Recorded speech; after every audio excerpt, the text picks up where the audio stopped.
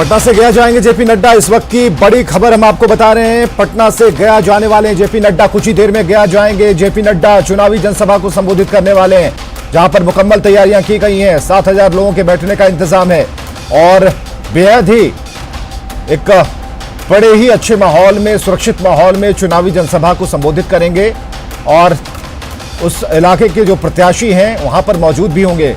तो कुछ ही देर में गया जाएंगे जेपी नड्डा। तय कार्यक्रम है और एक के बाद एक उन सभी।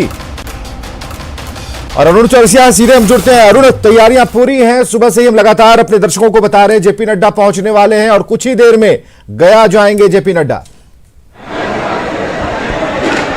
हाँ, निश्चित रूप से तैयारी पूरी कर ली गई है और लोग जो है यहाँ आना शुरू हो गए हैं। काफ़ी संख्या में लोग आए हैं और आप देख सकते हैं कि कोरोना काल में ये पहली जनसभा है कोरोना काल में, जिसमें हजारों की संख्या में आम लोगों को बुलाया गया है और जो कोविड की एडवाइजरी है उसका भी पालन कराने की कोशिश की जा रही है। आप देख सकते हैं जो कुर्सियां लगाई गई हैं एक डिस्टेंस पे लगाया गया है और जो लोग भी मास्क अंदर आने के लिए मास्क जरूरी बताया गया है। अंदर लोग मास्क लेकर आए हैं। हालांकि 2-4 लोग ऐसे भी हैं जो अंदर आने के बाद अपना मास्क खोल रहे हैं। ऐसे में न्यूज़ 18 का आग्रह है कि वे एडवाइजरी का पालन करें। इसके साथ ही जो जेपी नड्डा आएंगे उनके साथ जदयू के जो हैं आरसीपी सिंह रहेंगे, हम पार्टी के जो राष्ट्रीय अध्यक्ष हैं और पूर्व सीएम हैं जीतन राम मांझी रहेंगे और गया जिला में 10 विधानसभा क्षेत्र हैं तो 10 विधानसभा क्षेत्र के प्रत्याशी यहाँ रहेंगे और 2020 जो विधानसभा का चुनाव है उसके चुनाव प्रचार का आज आगाज हो रहा है और यह आगाज जो है एनडीए की तरफ से भाजपा के राष्ट्रीय अध्यक्ष जेपी नड्डा कर रहे हैं। तो ये एक बहुत कहा जा सकता है कि कई तरह की बातें कयास लगाए जा रहे थे कि इस कोरोना काल में आम सभा होगी कि नहीं होगी, नेताओं को वो सुन पाएंगे कि नहीं सुन पाएंगे। लेकिन आज जो ये शुरू हुई है तो ये जो आज जनसभा होगी इसमें जेपी नड्डा भाजपा के प्रत्याशी के साथ ही एनडीए के जो 10 प्रत्याशी है उसके लिए वोट मांगेंगे। भाजपा के यहाँ 4 प्रत्याशी 4 विधानसभा क्षेत्र से हैं, जबकि जदयू और हम पार्टी से 3-3 हैं, यानी 10 उम्मीदवार यहाँ एनडीए की तरफ से हैं और 10 के लिए वोट मांगा जाएगा। सुरक्षा के साथ ही कोविड-19 की एडवाइजरी है उसका पालन कराने की यहाँ भरपूर कोशिश की जा रही है पार्टी के नेता के द्वारा और जिला प्रशासन के द्वारा। सोशल डिस्टेंसिंग बनाकर बहुत बहुत शुक्रिया। आप नजर बनाकर रखिए अरुण। बिहार दौरे पर जेपी नड्डा है, उसकी सभी तस्वीरें हम आपको दिखा रहे हैं और बीजेपी प्रदेश अध्यक्ष संजय जायसवाल ने कहा है कि 3/4 से अधिक सीटों पर जीत दर्ज करेंगे। उन्होंने कहा कि गया में चुनावी सभा के साथ चुनावी प्रचार अभियान की शुरुआत होगी और गया में आम सभा है। आम सभा में एनडीए के अध्यक्ष और राष्ट्रीय अध्यक्ष भाजपा के एनडीए के चुनाव प्रचार की आज आरंभ करेंगे। क्या उम्मीद है सर एनडीए के लिए? चुनाव है, 3/4 से ऊपर जीतेंगे हम।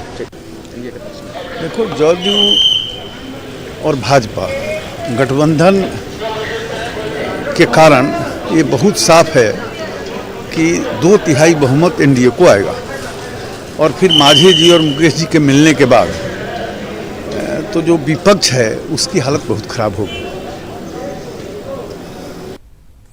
बिहार की सियासत की बड़ी खबर, मोदी और नीतीश साथ साथ करेंगे चुनाव प्रचार। नरेंद्र मोदी और नीतीश कुमार साथ साथ करेंगे चुनावी प्रचार। दोनों बड़े नेता साथ साथ नजर आएंगे। जेडीयू नेता संजय झा ने दावा किया है साथ प्रचार कार्यक्रम की तैयारियां चल रही हैं। भ्रम पैदा करने की कोशिश जल्द दूर होगी। तो संजय झा के हवाले से बड़ी खबर, साथ प्रचार कार्यक्रम की तैयारी हो रही है और इसके अलावा जो जानकारियां संजय झा ने दी हैं उसके मुताबिक भ्रम को जल्द ही करेंगे दूर। चाहे कि प्रधानमंत्री के साथ भी ज्वाइंट उनका प्रचार हो सकता है, वो क्या प्रोग्राम है? नहीं, वो डिटेल्स आ रहा है लेकिन ज्वाइंट प्रोग्राम पीएम और नीतीश जी का होगा। कौन कौन लोकेशन होगा, कुछ सीट बीजेपी का भी रहेगा, कुछ सीट जेडीयू का भी रहेगा जहां प्रधानमंत्री के जाने की बात है और इन दोनों का ज्वाइंट कैंपेन होगा। और इसके अलावा जो बीजेपी जेडीयू के नेता हैं उनका भी ज्वाइंट कैंपेन पूरे स्टेट में होगा। आपको क्या लगता है कि जब एक साथ प्रधानमंत्री और मुख्यमंत्री जब एक साथ निकलेंगे चुनाव प्रचार करने के लिए, जो भ्रम की स्थिति है आपको लगता है कि वो दूर हो जाएगी और क्या उम्मीद देखते हैं आप? मैं बड़ा अच्छा आपने किया, पूछ लिया इस चीज को। भ्रम की स्थिति बीजेपी जेडीयू के वर्कर, सपोर्टर, वोटर में कोई नहीं है, कहीं नहीं है। जो कुछ कोई लोग भी इसको चलाने की कोशिश कर रहे हैं वो बिल्कुल स्पष्ट रही है कि टिकट जब तक नहीं बटा था तो इसको लेके कन्फ्यूजन था, तो आराम से टिकट बट गया। सीट नहीं बटा था तो उसको लेके लोग बात करते थे।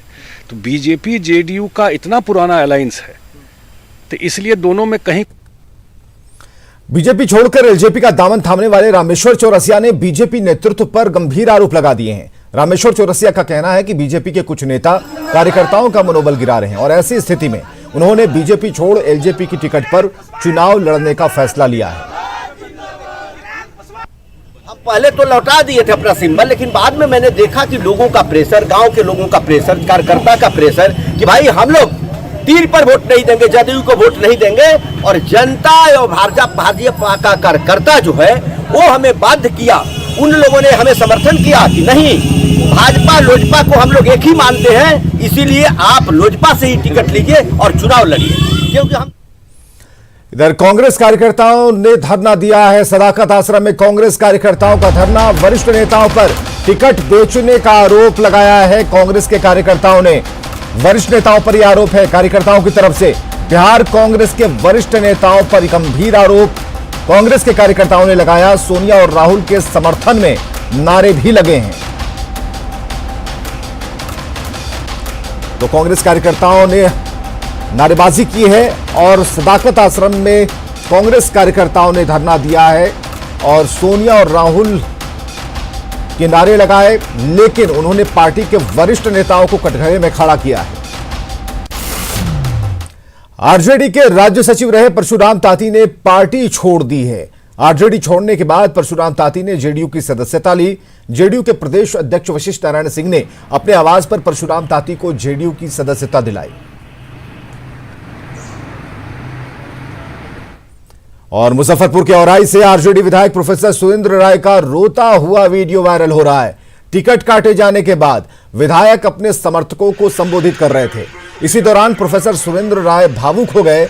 वीडियो 7 अक्टूबर का है, जब प्रोफेसर सुरेंद्र राय औराई के कल्याणपुर स्थित अपने आवास पर समर्थकों को संबोधित कर रहे थे। रघुवंश प्रसाद सिंह के करीबी रहे प्रोफेसर सुरेंद्र राय ने 2015 के विधानसभा चुनाव में बीजेपी प्रत्याशी को हराया था। खबर है कि प्रोफेसर सुरेंद्र राय निर्दलीय चुनाव लड़ सकते हैं। अध्यक्ष हैं, मैं उनको याद करता हूँ। जो परिस्थिति सामने आई, राजनीतिक तो होते आया है, राजनीतिक हो भी रहा है, होगा भी भविष्य में, लेकिन जिस तन्मयता से, जिस विश्वास से और जिस भावना से हम लोग आपस में संबंध बनाए, एक नेता और कार्यकर्ता का नहीं, एक पारिवारिक